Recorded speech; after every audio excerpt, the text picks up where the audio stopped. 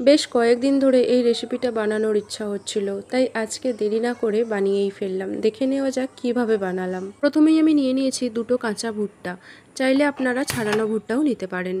তারপর একটা বাটিতে জল গরম করে নিয়ে তাতে ছাড়ানো ভুট্টাগুলো দিয়ে দিতে হবে ভালোভাবে বয়েল করার জন্য। আর তারপর ভালোভাবে জলটা ঝরিয়ে নিতে হবে ভুট্টাগুলো থেকে। এরপর একে একে এর মধ্যে পরিমাণ মতো কর্নফ্লাওয়ার ও অল্প করে ময়দা দিয়ে ভালোভাবে মেখে নিতে হবে। তারপর আর একটা কড়াইতে আমি দিয়ে দেব পরিমাণ মতো সর্ষের তেল। এর মধ্যে একে একে ক্যাপসিকাম কুচি, পেঁয়াজ কুচি, আদা রসুনের পেস্ট, পরিমাণ মতো লবণ, হলুদ গুঁড়ো ও লঙ্কার গুঁড়ো।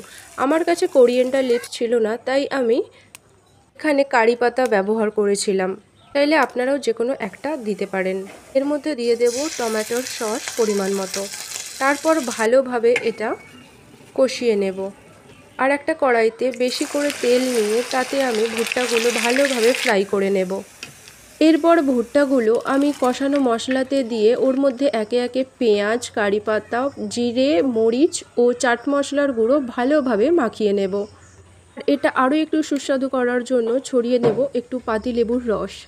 আর এভাবেই খুব সহজ পদ্ধতিতে আপনারাও বাড়িতে বানিয়ে নিন ক্রিস্পি কর্ন।